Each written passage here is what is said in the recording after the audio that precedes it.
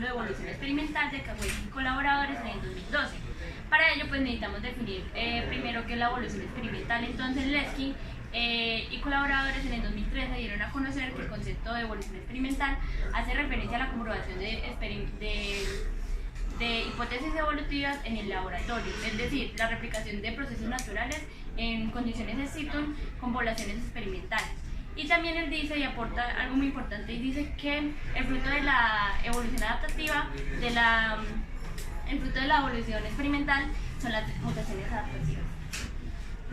Bueno, y aunque no parezca, desde hace mucho tiempo la evolución experimental se viene dando desde Darwin y Mendel. Darwin con la explicación que daba de la domesticación o de la evolución de los picos de las palomas, y Mendel, como sabemos con los guisantes, ya empezaba a hacer experimentación evolutiva aunque no tuviera ese nombre.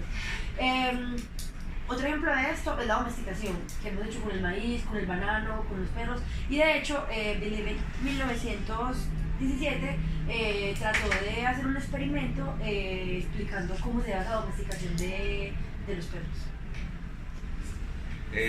Uno de los primeros estudios que se realizaron in situ fue realizado en 1880 por William Dallinger, el cual utilizó organismos unicelulares en una incubadora. Lo que él hizo fue, lo realizó durante 7 años, inició controlando la temperatura de 16 grados Celsius y después la fue aumentando gradualmente hasta 70 grados. ¿Qué encontró? Encontró que los primeros organismos eran capaces de adaptarse o de adaptarse a las condiciones de temperatura bajas, y en los últimos organismos las cepas evolucionaron para poder adaptarse a las temperaturas altas de 70 grados Celsius, pero no eran capaces de adaptarse a las temperaturas. Este pues, es un ejemplo claro de selección de estos organismos, pero este primer trabajo pues hubo algunas limitaciones, que pueden haber hecho réplicas, lo cual pues hace que se perdiera mucha información durante este tiempo que lleva.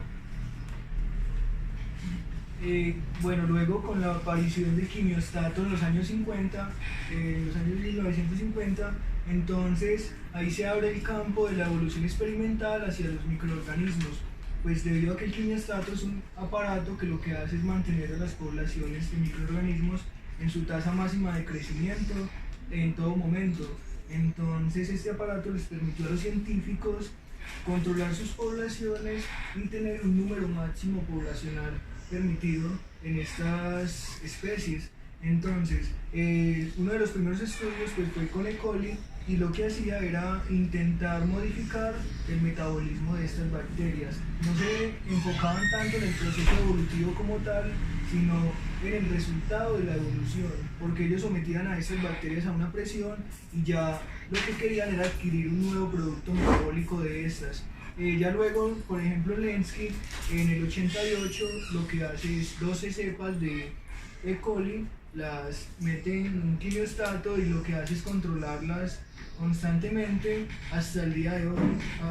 Hoy llevan aproximadamente 70.000 generaciones desde que se empezó el experimento y se han visto diferentes mutaciones adaptativas y se ha podido comprobar la evolución experimental de estos microorganismos en el laboratorio. Quizás la especiación no, porque esto tarda más, pero quizás en algunos 100 años o algo, o quizás al someter estos organismos a otra presión, se puede dar el proceso de especiación, lo cual no se ha visto hasta ahora en evolución experimental. Solamente se logran como obtener variedades, pero no especiación como tal. Bueno, y ya en la actualidad, Barrick y Leskey hacen una recopilación de todos los experimentos de evolución y los agrupan en 3 tipos. El primero son las acumulaciones de mutaciones, el segundo son los experimentos en cultivo continuo y el tercero son los experimentos en transferencia en serie. 2 ejemplos destacables son experimentos de interacciones evolutivas, innovaciones evolutivas. ¿Qué quiere decir?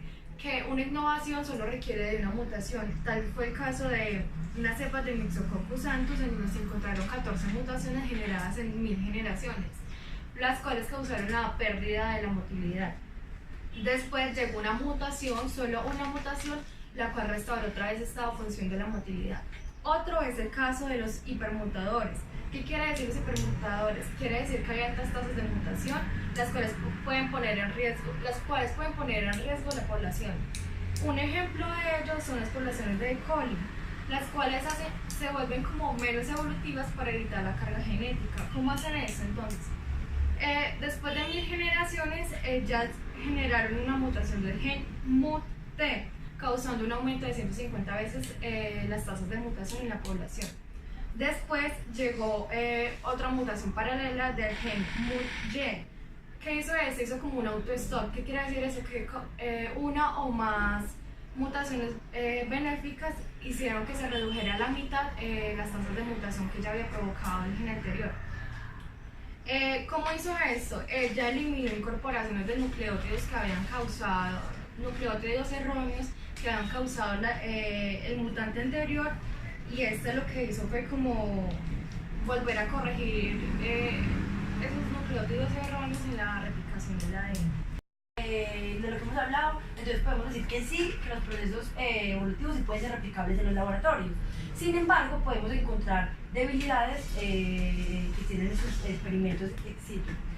Uno de ellos es que representar la naturaleza o los escenarios naturales en un laboratorio es complicado, ¿cierto?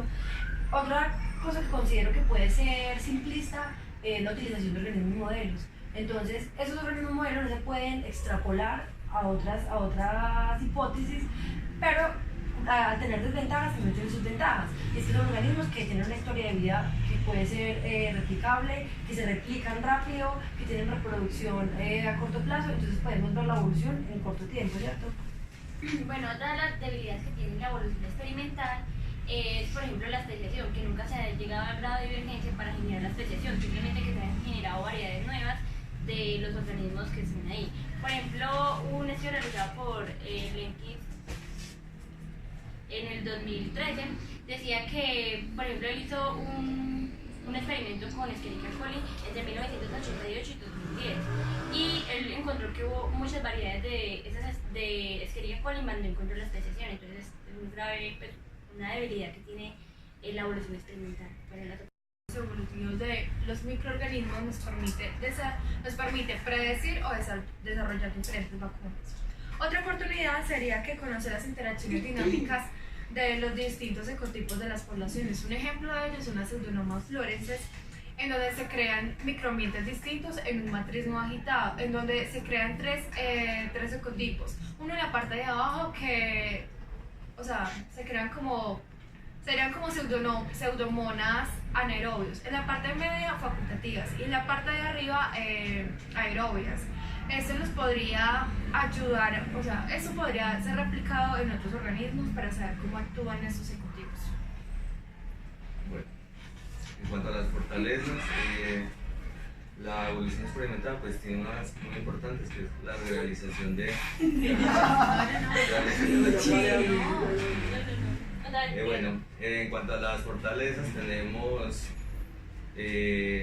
algunos factores importantes, como la realización de algunos experimentos bajo las condiciones que el investigador requiera o considere necesarias, mediante la manipulación de variables, que pueden ser variables ambientales como temperatura o otro tipo de variables como nutrientes. También nos permite realizar las predicciones adaptativas como que tienen estos organismos a las diferentes presiones selectivas. Un ejemplo de estos es el de Peter Len en el 2015, el cual trabajaban con bacterias. Ellos tenían bacterias aerobias y las sometieron a condiciones anaerobias, las cuales pues cambiaron sus rutas metabólicas para adaptarse a estas condiciones. En el caso de las amenazas que nos presenta la evolución experimental, pues yo creo que la principal es el conocimiento quizás que estemos adquiriendo no sea extrapolable a la naturaleza. Y esto porque debido a que los experimentos de evolución son muy simplistas y tienden a omitir muchas variables y características que se dan en el ambiente natural. Entonces, ¿a qué me refiero con esto?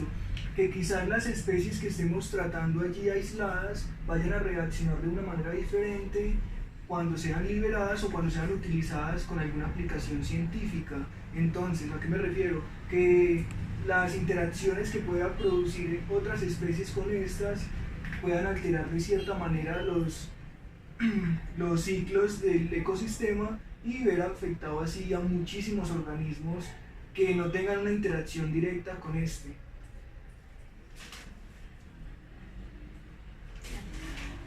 ¿Qué papel cumple el equilibrio Hardy-Weinberg en la parte ex situ? Entonces vamos a explicar un poquitico. En general, el equilibrio de Hardy-Weinberg lo que trata de decir es que las proporciones genéticas de las poblaciones se mantienen estables mientras no hayan fuerzas externas o evolutivas que estén impuestas en la población.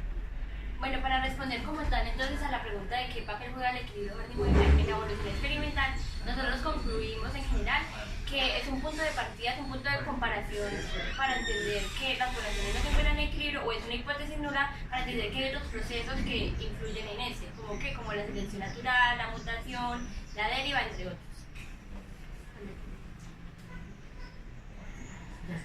Ahora la otra De que si una población podría estar en equilibrio, pues sabemos que es muy complicado porque siempre vamos a estar expuestos a factores o fuerzas que nos estén influyendo en el cambio. Pero sin embargo sabemos que hay algunos genes o algunos factores que se mantienen en equilibrio en la parte del laboratorio y en la parte externa. Bueno, a nivel ex situ han encontrado, por ejemplo, han cogido ciertas poblaciones de albinismos que han encontrado que cumplen con los supuestos de Hardy-Weinberg.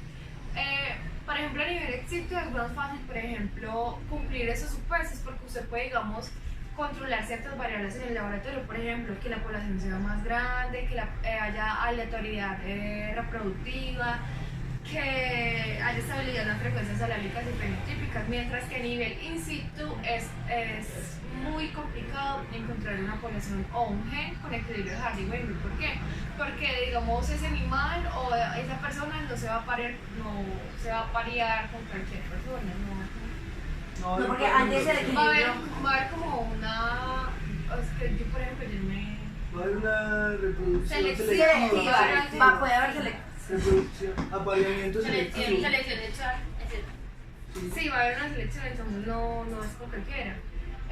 Por ejemplo, una población aislada va a haber mayor endogamia y eso es lo que se evita con el equilibrio de Hardy-Weinberg. Entonces, por lo tanto, a nivel in situ van a haber muchas transformaciones de Hardy-Weinberg, entonces y que van a haber más presiones. Pero aunque yo creo que hay varios genes que a nivel ex situ en la naturaleza no van a tener tanta presión. Por ejemplo, esos genes en los machos que son en esas aves, por ejemplo las aves del paraíso que tienen las coloraciones muy intensas y que ya casi todos los machos o todos los machos de esa población tienen esas coloraciones, esos genes van a estar menos en cambio, diría yo.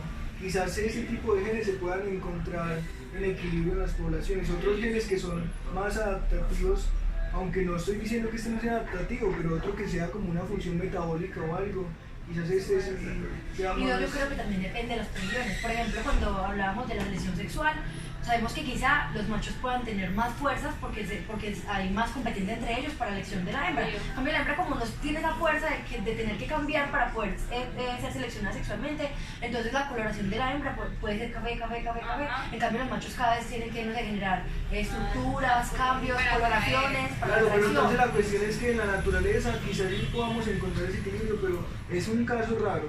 Sí, Sí, en un gen y no en muchos genes que digamos.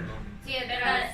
mientras que a nivel in situ es más fácil tomar cierta población y evaluarla. Controlarla. Porque Claro. a nivel in situ... A nivel ex situ es más fácil controlar quitar las presiones para muchos genes y que esos queden en equilibrio. Entonces es posible quizás ver en evolución experimental organismos con gran parte del genoma en equilibrio, quizás, pero pues no Por he visto ejemplo, el caso. hay un estudio realizado por Alarcón y Borbón en el 2012 que hace la caracterización genética de cocodrilos intermedios y encuentran que hay un equilibrio de dos loci, que es el CJ20 y el CJ3216. Y encuentran que son poco polimórficos y que se encuentran en una población grande. Sí, en equilibrio. Tienen todos los puntos del equilibrio. Pero eso se hizo a nivel ex situ. Sí. Los procesos que influyen en la evolución, la selección es un proceso por el cual, como su nombre lo indica, seleccionan ciertos individuos aptos para poder vivir o reproducirse en cierto medio o lugar. Otro factor que influye en la evolución es la mutación, la cual aumenta la diversidad genética de los organismos y moldea, nos moldea el camino de la evolución. Se podría decir que si no hay variación genética en los organismos de las poblaciones, pues no se podría ver los procesos de evolución en el tiempo. Listo, otro de los mecanismos evolutivos es la deriva genética, que esto es un proceso que disminuye la diversidad biológica. ¿Y cómo se da? Entonces lo que hace es fijar o disminuir las frecuencias alélicas de ciertos genes y aumentarlas de otros. El otro proceso es el flujo genético, que se puede dar o que consiste en la migración de ciertos individuos de una población a otra, introduciendo ciertos alelos en poblaciones o en acervos genéticos ya establecidos. Bueno, otro ejemplo que encontré que me pareció muy interesante es de unos autores que en 2015 trataron de generar adaptación, ¿cierto?